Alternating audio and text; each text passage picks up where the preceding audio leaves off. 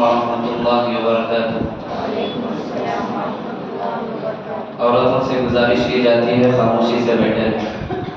الحمدللہ ان الحمد للہ نحمده ونستعینه ونستغفره ونؤمن به ونتوکل علیہ ونعوذ باللہ من شرور انفسنا ومن سیئات اعمالنا من يهده الله فلا مضل له ومن يضلل فلا هادي له واشهد ان لا اله الا الله وحده لا شريك له واشهد ان محمدا عبده ورسوله اما بعد فان خير الحديث كتاب الله وخير الهدي محمد صلى الله عليه وسلم وشر الامور محدثاتها وكل محدثة بدعة وكل بدعة ضلالة وكل ضلالة في النار أما بعد فقال الله تبارك وتعالى في القرآن المجيد يا أيها الذين آمنوا اتقوا الله حق تقاته ولا تموتن إلا وأنتم مسلمون يا أيها الناس اتقوا ربكم الذي خلقكم من نفس واحدة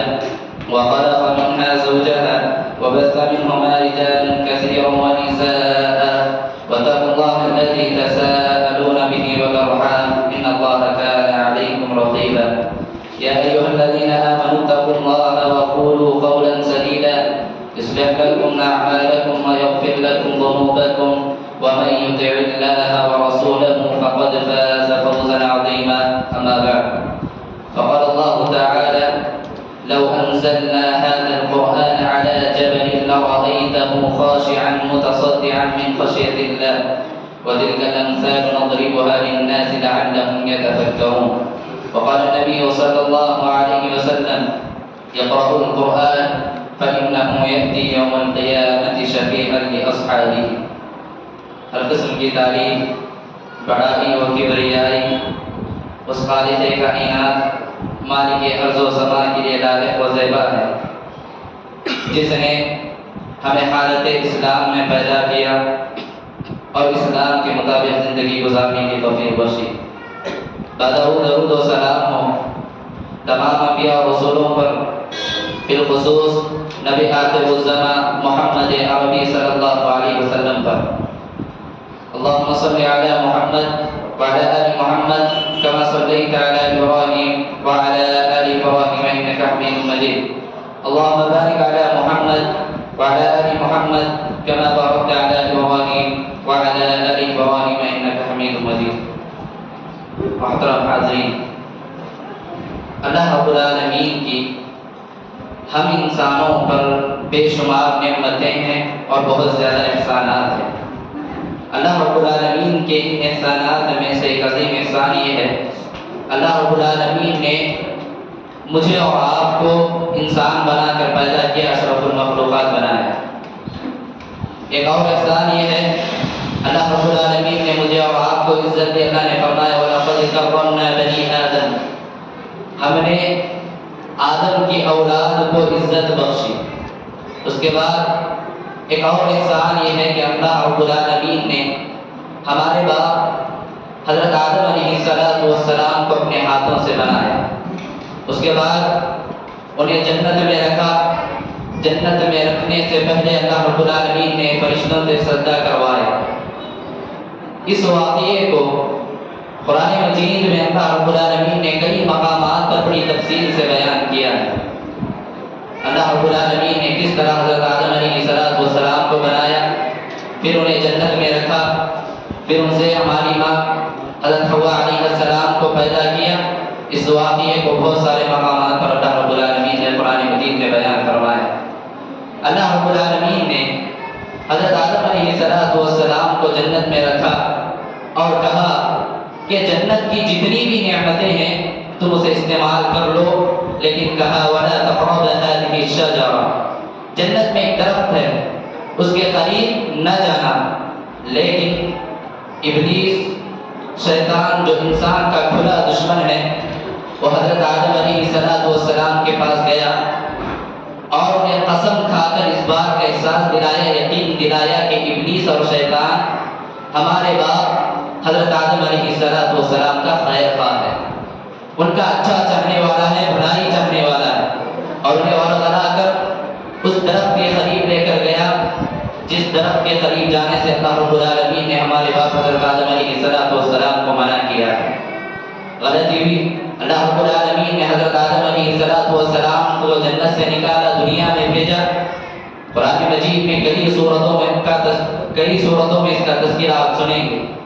سورہ بقرہ کی ابتدائی آیات میں اللہ رب العالمین نے ارشاد فرمایا قُلْنَا اهْبِطُوا مِنْهَا جَمِيعًا۔ ہم نے آدم علیہ السلام کو جب جنت سے نکالا، اللہ رب العالمین نے کہا دنیا میں جاؤ، فَإِمَّا يَأْتِيَنَّكُم مِّنِّي هُدًى، جب دنیا میں جاؤ گے میرے طرف سے تمہارے پاس ہدایت آئے گی۔ اگر فَإِمَّا يَأْتِيَنَّكُم مِّنِّي هُدًى فَمَن تَبِعَ هُدَايَ فَلَا خَوْفٌ عَلَيْهِمْ وَلَا هُمْ يَحْزَنُونَ۔ دنیا میں رہتے ہوئے ہماری طرف سے جو ہدایت آئے گی اس ہدایت کے مطابق عمل کرو گے، اس کی پیروی کرو گے۔ اللہ رب العالمین نے کہا ایسے انسان کو خوف زدہ اور غم زدہ ہونے کی کوئی ضرورت نہیں ہے۔ حضرت آدم علیہ السلام نے اس ہدایت کو اپنایا، اس کے مطابق زندگی گزاری، اللہ رب العالمین نے اپنا وعدہ پورا کیا۔ حضرت آدم علیہ السلام کو توبہ کی توفیق دی اور انہیں سیدھا راستہ دکھایا۔ ہمارے باپ حضرت آدم علیہ السلام کی وفات کے بعد جب آدم علیہ السلام کی اولاد صراط مستقیم کو چھوڑ کر شیطان کی راہوں پر چلنے لگی، اللہ رب العالمین کو چھوڑ کر غیروں کی عبادت کرنے لگے، اللہ رب العالمین نے انسانوں کی ہدایت کے لیے اپنے بے شمار انبیاء و رسولوں کو مبعوث کیا اور انہیں ساتھ میں آسمانی کتابیں دے کر بھیجی، اور جتنے انبیاء و رسولوں کا اللہ رب العالمین نے اس دنیا میں بھیجا نبی اور رسول بنا کر، کئی سارے انبیاء و رسولوں کا تذکرہ اللہ رب العالمین نے قرآن مجید میں کیا، اور بہت سارے انبیاء و رسولوں کا تذکرہ اللہ رب العالمین نے قرآن مجید میں نہیں کیا۔ جن کا تذکرہ اللہ رب العالمین نے قرآن مجید میں کیا انہیں انبیاء و رسولوں میں سے جلیل القدر پیغمبر حضرت ابراہیم علیہ السلام جب کعبۃ اللہ کی تعمیر کر رہے تھے، کعبۃ اللہ کے سامنے کھڑے ہو کر حضرت ابراہیم علیہ السلام نے اللہ رب العالمین سے دعا کی ربنا وابعث فیہم رسولا، اے اللہ تو انہی میں سے ایک رسول کو بھیجنا جو انہیں تیری آیتیں پڑھ کر سنائے، بے شک تو عزیز و حکیم ہے۔ حضرت ابراہیم علیہ السلام کی اس دعا کا اثر اللہ رب العالمین نے محمد عربی صلی اللہ علیہ وسلم کو نبی بنا کر مکہ والوں کی طرف بھیجا، اور انہیں ساتھ میں دنیا کی سب سے عظیم اور افضل کتاب دے کر بھیجا۔ اس کتاب کے ذریعے اللہ رب العالمین نے بہت سارے لوگوں کو ہدایت بخشی۔ میرے محترم بھائیوں، یوں تو ہم انسانوں پر اللہ رب العالمین کی بے شمار نعمتیں ہیں، جن نعمتوں کو اگر میں اور آپ گننا چاہیں، شمار کرنا چاہے، قرآن کہتا ہے وَإِن تَعُدُّوا نِعْمَةَ اللَّهِ لَا تُحْصُوهَا، اگر تم اللہ رب العالمین کی نعمتوں کو گننا چاہو، شمار کرنا چاہو، قرآن کہتا ہے تم نہیں کر سکتے۔ اللہ رب العالمین کی ان بے شمار نعمتوں میں سب سے عظیم اور افضل نعمت یہ ہے کہ اللہ رب العالمین نے قرآن جیسی عظیم کتاب میری اور آپ کی ہدایت کے لیے نازل کی۔ میرے محترم بھائیوں، اب اس بات میں کوئی شک نہیں ہے کہ ہم انسانوں کے لیے سب سے عظیم انعام اور نعمت کوئی ہے تو قرآن ہے۔ اب اس روئے زمین پر بسنے والے، زندگی گزارنے والے ہر مسلمان کے لیے ضروری ہے کہ وہ اپنے زندگی میں قرآن کا خاص اہتمام کرے، قرآن کے لیے وقت نکالے، اس کی تلاوت کرے۔ میرے محترم بھائیوں، اس دور کے بڑے علماء میں سے بڑے عالم شیخ عبدالعزیز بن عبداللہ بن باز رحمہ اللہ، جو اس دور کے بڑے علماء میں سے بیان کرتے ہیں ہر مکلف پر، جتنے چاہے جنات میں سے ہو، انسانات میں سے ہو، ہر مکلف پر یہ ضروری ہے کہ وہ اپنی زندگی میں خاص اہتمام کرے قرآن مجید کا، اس کے لیے وقت نکالے، اس کے معنی و مفہوم کو سمجھے، اس کے مطابق عمل کرے۔ جن کاموں سے اللہ رب العالمین نے روکا ان کاموں سے رک جائے، جن کاموں کو کرنے کا اللہ رب العالمین نے قرآن مجید میں حکم دیا ان کاموں کو کرے۔ اللہ رب العالمین اسی طرح پیارے نبی علیہ السلام کے احادیث پر عمل کرے۔ میرے محترم بھائیوں، شیخ عبدالعزیز بن عبداللہ بن باز رحمہ اللہ ایک یونیورسٹی میں خطبہ دے رہے تھے، جو ایک اسلامک یونیورسٹی تھی۔ خطبہ دیتے ہوئے شیخ نے کہا کہ میں تمہیں ایک وصیت اور نصیحت کرتا ہوں، اور اس نصیحت کو اپنی زندگی میں عمل کرنا۔ شیخ نے بیان کیا کیا نصیحت ہے کہ جتنے بھی مسلمان ہیں، اللہ رب العالمین کی ذات اتنی عظیم ہے، اس عظیم ذات نے اپنا سب سے افضل کلام ہم لوگوں کی ہدایت کے لیے قرآن مجید اتارا۔ ہر مسلمان کو چاہیے کہ وہ قرآن پڑھیں، قرآن کے معنی و مفہوم کو سمجھے، اس کے مطابق عمل کرے۔ کیوں؟ کیونکہ قرآن وہ کتاب ہے جس کی گواہی خود قرآن دیتا ہے، ان ھذا القرآن یہدی للتی ہی اقوم۔ قرآن مجید وہ کتاب ہے جو تمام لوگوں کے لیے ہدایت ہے۔ میرے محترم بھائیوں، اس بات کو سننے کے بعد ہم لوگوں پر ضروری ہے کہ ہم اپنی زندگیوں میں قرآن مجید کا خاص اہتمام کریں، قرآن مجید کو زیادہ سے زیادہ پڑھیں۔ اللہ رب العالمین نے محمد رسول اللہ صلی اللہ علیہ وسلم کو مخاطب کر کے فرمایا، وَاتْلُ مَا أُوحِيَ إِلَيْكَ مِن كِتَابِ رَبِّكَ۔ اے نبی علیہ السلام، جو بھی چیزیں ہم نے آپ پر اتاری ہے اس کی آپ تلاوت کریں، قرآن مجید آپ پڑھیں۔ آپ کو معلوم ہوگا کئی صورتیں ایسی ہیں جن صورتوں میں اللہ رب العالمین نے نبی علیہ السلام کو قرآن پڑھنے کی تعلیم دی، قرآن پڑھنے کا حکم دیا، اور پیارے نبی علیہ السلام نے اپنے امتیوں سے کہا، اقرأوا القرآن، قرآن پڑھا کرو، فإنه يأتي يوم القيامة شفيعا لأصحابه۔ جو آدمی دنیا میں رہتے ہوئے قرآن کی تلاوت کرے گا، کل روز قیامت کے دن جب جنت اور جہنم کا فیصلہ ہو رہا ہوگا، اس وقت یہ قرآن اپنے پڑھنے والوں کے حق میں سفارش کرے گا۔ اسی لیے میرے محترم بھائیوں، اس قرآن کا ہماری زندگی میں اس قرآن کی بڑی اہمیت اور فضیلت ہے۔ ہم لوگوں کو چاہیے کہ ہم لوگ زیادہ سے زیادہ قرآن مجید کی تلاوت کریں۔ میرے محترم بھائیوں، اس کتاب میں قرآن مجید میں اللہ رب العالمین نے بڑی تاثیر رکھی ہے۔ قرآن میں اللہ فرماتا ہے، لو انزلنا هذا القرآن على جبل لرأيته خاشعا متصدعا من خشية الله۔ اس قرآن کو اگر اللہ رب العالمین پہاڑ پر اتارتا تو پہاڑ بھی اللہ کے ڈر سے ریزہ ریزہ ہو جاتا، ٹکڑے ٹکڑے ہو جاتا۔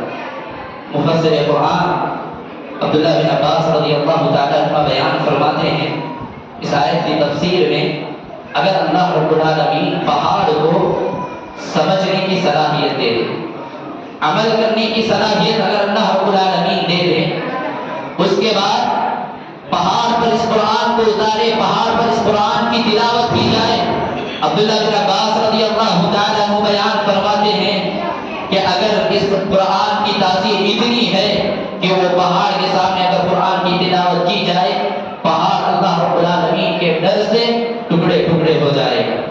اسی طرح بہت سارے مفسرین نے بات بیان کی ہے کہ اگر اللہ رب العالمین پہاڑ کو عمل کرنے کی توفیق دے، صلاحیت دے دے، اس کے بعد پہاڑ سے کہے اس قرآن کو نازل کر کے اس قرآن کو پڑھو اور اس کے مطابق عمل کرو، تو پہاڑ اللہ رب العالمین کے خوف سے ریزہ ریزہ ہو جائے گا۔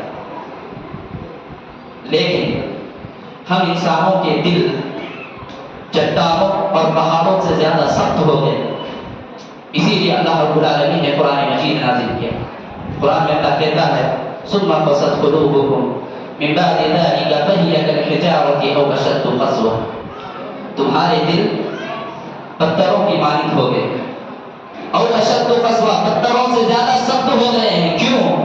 وَإِنَّ مِنَ الْحِجَارَةِ لَمَا يَتَفَجَّرُ مِنْهُ الْأَنْهَارُ۔ کبھی کبھی پتھروں میں سے بھی نہریں نکل جاتی ہے، پانی نکل جاتا ہے، لیکن انسان کا دل اس سے زیادہ سخت ہو گئے۔ کبھی کبھی پہاڑ میں پتھر اللہ رب العالمین کے ڈر سے نیچے گر جاتے ہیں، لیکن ہمارے دل، اللہ رب العالمین نے یہاں جن دلوں کا تذکرہ کیا، اللہ رب العالمین میری اور آپ کی بات کر رہا ہے۔ عبداللہ بن عباس رضی اللہ تعالیٰ عنہ کی وہ بات جو انہوں نے کہی، اگر اس قرآن میں اتنی تاثیر ہے کہ اللہ رب العالمین پہاڑ پر اس قرآن کو اتارتا تو پہاڑ ٹکڑے ٹکڑے ہو جاتے، لیکن اللہ رب العالمین نے انسانوں پر اتارا آج میرے ہاتھ میں بھی قرآن ہے، آپ کے ہاتھ میں بھی قرآن ہے، میں بھی قرآن پڑھتا ہوں، آپ بھی پڑھتے ہیں، میں بھی اس کا معنی و مطلب سمجھتا ہوں، آپ بھی کوشش کرتے ہیں۔ میرے محترم بھائیوں، کتنی مرتبہ ایسا ہوا ہے کہ قرآن پڑھتے پڑھتے ہمارے دلوں پر اس کا اثر ہوا، کبھی ہم نے کبھی قرآن پڑھ کر، کبھی اس کے معنی و مفہوم کو سمجھ کر ہم نے اللہ رب العالمین کے ڈر سے اللہ رب العالمین کے سامنے اپنے آنکھوں کے آنسو بہائے ہو۔ میرے محترم بھائیوں، یہی وہ قرآن ہے، یہی وہ کتاب ہے جس نے اس دنیا کی سب سے عظیم شخصیت محمد رسول اللہ صلی اللہ علیہ وسلم کو وقت سے پہلے بوڑھا کر دیا تھا۔ ایک مرتبہ اللہ کے نبی محمد رسول اللہ صلی اللہ علیہ وسلم صحابہ کے ساتھ بیٹھے تھے۔ صحابہ نے پوچھا اللہ کے نبی، آپ کی داڑھی میں کچھ سفید بال اٹھ گئے ہیں، وجہ کیا ہے؟ اللہ کے نبی نے فرمایا شیبت الیہود واخواتها، مجھے سورہ ہود اور اس جیسی سورتوں نے بوڑھا کر دیا۔ کن چیزوں کا اللہ رب العالمین نے تذکرہ کیا ان سورتوں میں؟ کہ اللہ کے نبی محمد رسول اللہ صلی اللہ علیہ وسلم سورہ ہود اور ان جیسی سورتوں کو پڑھ کر اللہ کے نبی محمد رسول اللہ صلی اللہ علیہ وسلم کے بال سفید ہو گئے۔ میرے محترم بھائیوں، ہم اپنی زندگی میں نے اور آپ نے کبھی سورہ ہود کی تلاوت کی ہوگی، اس کے معنی و مطلب کو سمجھنے کی کوشش کی ہوگی۔ کیا کبھی ایسا ہوا کہ سورہ ہود پڑھتے ہوئے، اس جیسی سورتیں پڑھتے ہوئے کبھی ہمارے آنکھوں سے آنسو نکلے ہو؟ سچ کہا نا اللہ نے، وَإِنَّ مِنَ الْحِجَارَةِ لَمَا، کہ انسانوں کے جو دل ہیں یہ پتھروں سے زیادہ سخت ہو چکے ہیں۔ میرے محترم بھائیوں، ضرورت ہے کہ ہم اپنے دلوں کا علاج کریں۔ علاج کیسے ہوگا؟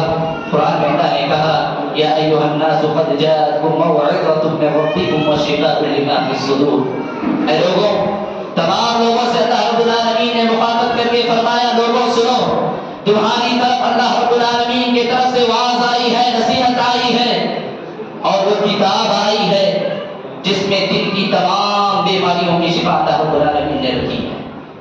میرے محترم بھائیوں، مفسرین بیان کرتے ہیں کہ سورہ ہود اور اس جیسی سورتوں میں اللہ رب العالمین نے محمد رسول اللہ صلی اللہ علیہ وسلم کو ایک حکم دیا۔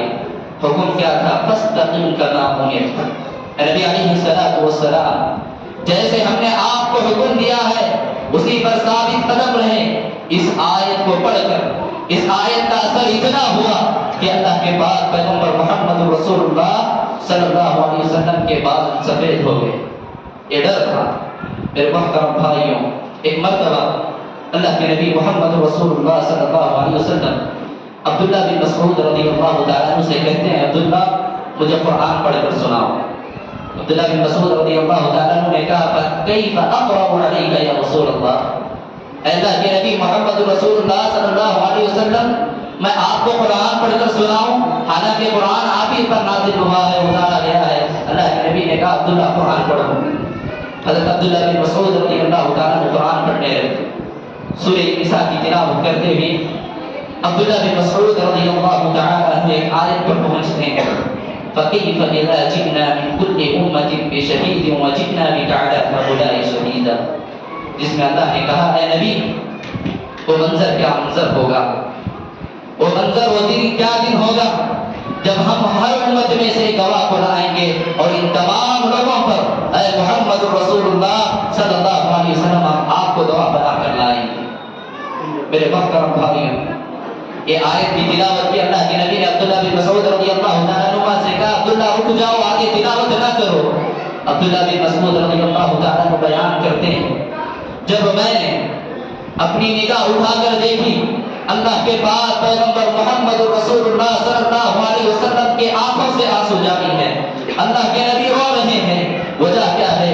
اللہ کے نبی محمد رسول اللہ صلی اللہ علیہ وسلم کے سامنے وہ قیامت کا منظر کہ اللہ رب العالمین قیامت کے دن ہر امت میں سے اس کے نبی کو گواہ بنا کر لائے گا، اس کے بعد امت محمدیہ پر اللہ رب العالمین محمد رسول اللہ صلی اللہ علیہ وسلم کو گواہ بنا کر لائے گا۔ اس جیسی صورتوں میں اللہ رب العالمین نے قیامت کی ہولناکیوں کا تذکرہ کیا، جہنم کے عذابات کا تذکرہ کیا۔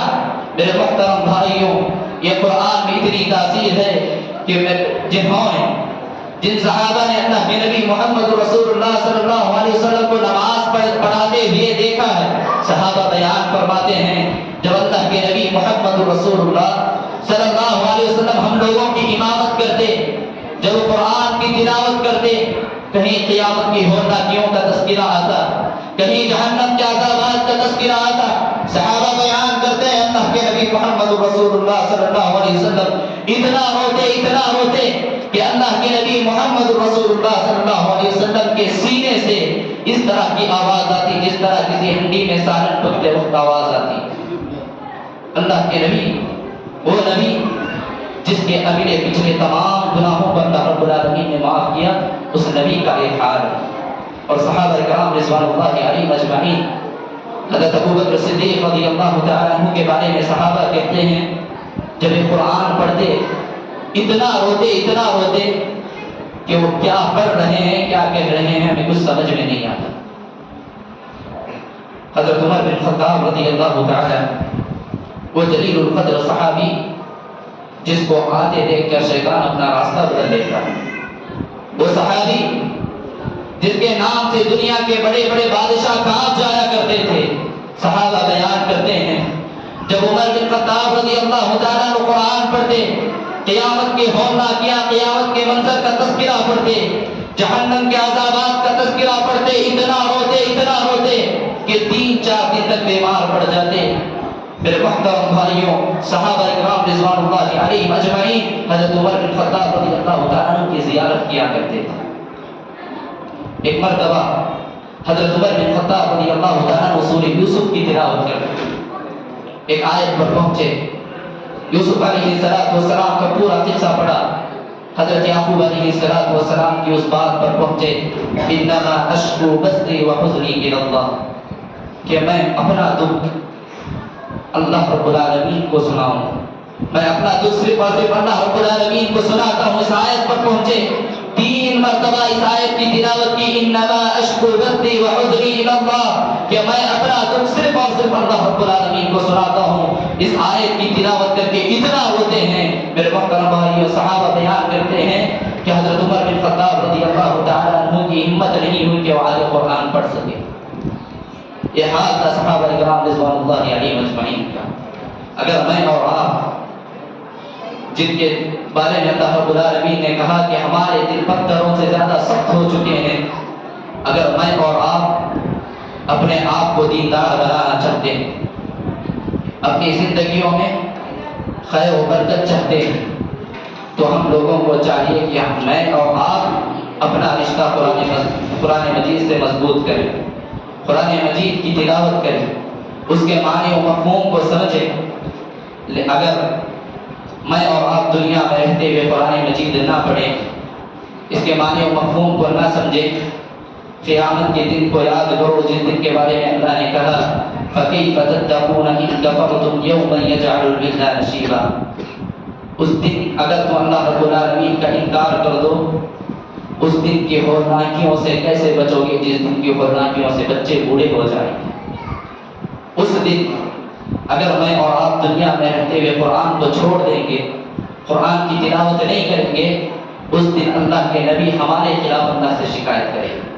قیامت کے دن دنیا میں رہتے ہوئے اگر میں اور آپ قرآن کی تلاوت نہ کریں، قرآن کے معنی و مفہوم کو نہ سمجھیں، قیامت کے دن، اس ہولناک دن اللہ کے نبی محمد رسول اللہ صلی اللہ علیہ وسلم میرے اور آپ کے خلاف اللہ سے شکایت کریں گے۔ قرآن میں اللہ نے کہا وَقَالَ الرَّسُولُ يَا رَبِّ إِنَّ قَوْمِي اتَّخَذُوا هَذَا الْقُرْآنَ مَهْجُورًا، اے اللہ رب العالمین، میری اس امت نے قرآن کو چھوڑ دیا۔ کیا جواب دو؟ کیا جواب دو یہ اللہ رب العالمین کو کہ دنیا کے کاموں میں بزی تھا؟ یہ اس کہ اللہ رب العالمین کے سامنے بیان کر پاؤ گے؟ اسی لیے عبدالعزیز بن عبداللہ بن باز رحمہ اللہ نے بیان فرمایا، دنیا کا کسی طرح کا انسان کیوں نہ ہو، پڑھنے والا ہو، پڑھانے والا ہو، ڈاکٹر ہو، انجینئر ہو، کسی بھی فیلڈ میں کیوں کام نہ کر رہا ہو، عبدالعزیز بن عبداللہ بن باز رحمہ اللہ نے بیان فرمایا اس شخص کے لیے ضروری ہے کہ وہ اپنی زندگی میں قرآن کا خاص اہتمام کرے، اس کے لیے خاص وقت نکالے۔ کیونکہ اس قرآن کو پڑھنا ہر مسلمان پر فرض ہے۔ افسوس ہم میں سے کتنے لوگ ایسے ہوں گے جنہوں نے آخری مرتبہ پچھلے سال رمضان میں قرآن کھولا ہوگا اور آج تک قرآن کھول کر دیکھنے کی توفیق ہمیں نہیں ہوئی۔ آج ہم لوگ شکایتیں کرتے ہیں کہ ہماری زندگیوں میں پریشانیاں ہیں، تکلیفیں ہیں، مصیبتیں ہیں۔ میرے محترم بھائیوں، قرآن مجید میں اللہ نے کہا وَمَنْ أَعْرَضَ عَنْ ذِكْرِي فَإِنَّ لَهُ مَعِيشَةً ضَنْكًا، جو آدمی دنیا میں رہتے ہوئے ہمارے آیتوں کو بھول دے، قرآن مجید کو چھوڑ دے، ہم ایسے انسان کی زندگی کو تنگ کر دیں گے۔ یہی وجہ ہے۔ آپ میں سے کتنے لوگ ایسے ہوں گے جن کو قرآن دیکھ کر پڑھنا نہیں آتا، اور یہ بات کہیں کہ قرآن سیکھو، قرآن پڑھو، تو لوگ کہتے ہیں ہماری عمریں گزر گئی ہیں، اب ہم کیسے سیکھیں؟ میں آپ لوگوں سے ایک سوال کروں، جس وقت اللہ کے نبی محمد رسول اللہ صلی اللہ علیہ وسلم پر قرآن نازل ہوا، اس وقت اللہ کے نبی کی عمر کتنی تھی؟ 40 سال۔ 40 سال کی عمر میں پہلی وحی اللہ کے نبی محمد رسول اللہ صلی اللہ علیہ وسلم پر نازل ہوئی۔ 40 سال کی عمر میں اللہ کے نبی نے قرآن سیکھنا پڑھنا شروع کیا۔ حضرت ابوبکر صدیق رضی اللہ تعالیٰ عنہ اللہ کے نبی سے 2 سال چھوٹے تھے، 2 یا 2.5 سال چھوٹے تھے۔ 38 سال کی عمر میں حضرت ابوبکر صدیق رضی اللہ تعالیٰ عنہ نے قرآن پڑھنا شروع کیا۔ یہ عذر جو ہم لوگ بناتے ہیں کہ عمریں گزر گئی ہے، اب کیسے سیکھیں گے، پڑھنے میں شرم آتی ہے، کیا ذرا سوچ کر دیکھیں یہ جوابات، یہ عذر کیا اللہ رب العالمین کے سامنے میں اور آپ بیان کر سکیں گے؟ بہت سارے والدین ایسے ہیں کہ وہ اپنے بچوں کو قرآن کی تعلیم نہیں دیتے، قرآن کی تعلیم نہیں دیتے۔ دنیا کی تعلیم آپ جتنا چاہیں دیں، اسلام آپ کو نہیں روکتا، لیکن یہ بات یاد رکھیں قرآن سکھانا ہر والدین پر فرض ہے۔ بہت سارے والدین یہ بہانہ بناتے ہیں جب ان سے کہا جاتا ہے کہ اپنے بچوں کو قرآن سکھاؤ، قرآن کے لیے وقت نکالو، والدین کیا بہانہ بناتے ہیں؟ بچے اصلی تعلیم پڑھ رہے ہیں، اسکول اور کالجوں میں پڑھ رہے ہیں، اگر قرآن کے لیے وقت نکالیں گے، مکتب کے لیے وقت نکالیں گے تو اصلی تعلیم میں نقصان ہوگا۔ یہ بہانے میرے اور آپ کے۔ میرے محترم بھائیوں، جب اللہ رب العالمین قیامت کے دن آپ سے سوال کرے گا تم نے اپنے بچوں کو قرآن کی تعلیم کیوں نہیں دی، اللہ رب العالمین کو کیا یہ جواب دو پاؤ گے کہ اگر قرآن کی تعلیم دیتا تو بچے کی اصلی تعلیم پر اس کا نقصان ہوتا؟ میرے محترم بھائیوں، ذرا سوچیں، قرآن مجید سے اپنا رشتہ مضبوط کریں۔ اس قرآن کی ہماری زندگیوں میں بڑی اہمیت ہے۔ آج دنیا کے ہر کونے میں مسلمان پریشان نظر آتا ہے۔ اللہ کے نبی محمد رسول اللہ صلی اللہ علیہ وسلم نے اس کی وجہ بیان کرتے ہوئے فرمایا ان اللہ یرفع بهذا الكتاب اقواما ويضع به آخرین۔ اللہ رب العالمین اس قرآن کے ذریعے بہت سے قوموں کو عزت دیتا ہے اور بہت سے قوموں کو ذلیل اور رسوا کر دیتا ہے۔ اب ہمارے ہاتھ میں جب تک زندہ رہیں قرآن سیکھنے، قرآن پڑھنے، قرآن کے معنی و مفہوم کو سمجھنے کی کوشش کریں، کیونکہ جتنے گناہ مجھ سے اور آپ سے ہوتے ہیں ان تمام دلی بیماریوں اور گندگیوں کا علاج قرآن مجید میں اللہ رب العالمین نے رکھا۔ اسی طرح جس طرح اللہ رب العالمین نے اس میں دلی بیماریوں کا علاج رکھا، جو ہماری جسمانی بیماریاں ہیں، بڑی بڑی بیماریوں سے اللہ رب العالمین نے قرآن مجید میں شفا رکھی ہے۔ حال ہی کا ایک واقعہ میں آپ کے سامنے بیان کروں۔ سعودی عرب کے اندر ایک آدمی تھا، مریض تھا، کینسر کا، آخری سٹیج پر تھا۔ سعودی کے ڈاکٹروں نے کہا ابھی اس کا علاج ناممکن ہے، اس کا علاج ہو نہیں سکتا، اسی لیے اسے کوئی دوسرے ملک لے لیا جائے، لے کر جاؤ۔ وہاں سے اسے امریکہ لے کر گئے۔ امریکہ کے اندر بڑے بڑے ڈاکٹروں نے اس کا ٹیسٹ کیا اور کہا کہ اس کو آخری سٹیج ہے، یعنی اس کا بچنے کا کوئی چانس نہیں ہے۔ میرے محترم بھائیوں، جب رات ہوئی اس مریض کے ساتھ اس کا ایک بھائی تھا، اس نے قرآن مجید کی ایک آیت کریمہ تلاوت کی، کہا وَإِذَا مَرِضْتُ فَهُوَ يَشْفِينِ، جب میں بیمار ہوتا ہوں تو اللہ رب العالمین مجھے شفا دیتا ہے۔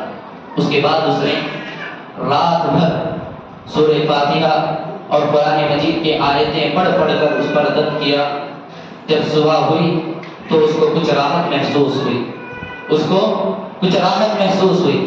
پھر دوسری رات بھی وہ اس کا بھائی اس مریض کے پاس بیٹھ کر قرآن کی آیتیں پڑھتا اور اس پر دم کرتا جاتا۔ جب تیسرے دن ڈاکٹر آئے، اس کا ٹیسٹ کیا تو پتا چلا کہ اس کی بیماری جڑ سے ختم ہو گئی۔ سارے ڈاکٹروں نے منع کر دیا، اس کا علاج ہو نہیں سکتا۔ میرے محترم بھائیوں، اللہ رب العالمین نے کہا وَنُنَزِّلُ مِنَ الْقُرْآنِ مَا هُوَ شِفَاءٌ، ہم نے اس قرآن کو شفا بنا کر لوگوں پر نازل کیا ہے۔ اور یقین مانیے اللہ رب العالمین اس قرآن کے ذریعے ہماری دلی بیماریوں کا بھی اس میں اللہ رب العالمین نے علاج رکھا، اور ہماری جسمانی بیماریوں کا اللہ رب العالمین نے اس میں علاج رکھا۔ ضرورت اس بات کی ہے کہ ہم اپنی زندگیوں میں خاص وقت قرآن کے لیے دیں، قرآن کو پڑھنے کی کوشش کریں، قرآن کو سیکھنے اور اس کے معنی و مطلب اور مفہوم کو سمجھ کر اس کے مطابق عمل کرنے کی کوشش کریں۔ اللہ رب کریم سے دعا ہے، کہنے میں کچھ خطا ہو رہی ہو اللہ رب العالمین اپنے فضل و کرم سے درگزر فرمائے۔ اللہ رب العالمین ہم سب کو ہماری زندگیوں میں قرآن کا اہتمام کرنے والا بنائے، قرآن مجید کی زیادہ سے زیادہ تلاوت کرنے والا بنائے۔ اللہ رب العالمین ہم سب کو قرآن کے مطابق زندگی گزارنے والا بنائے، آمین۔ وصلی اللہ علی خیر خلقہ محمد صلی اللہ علیہ وسلم۔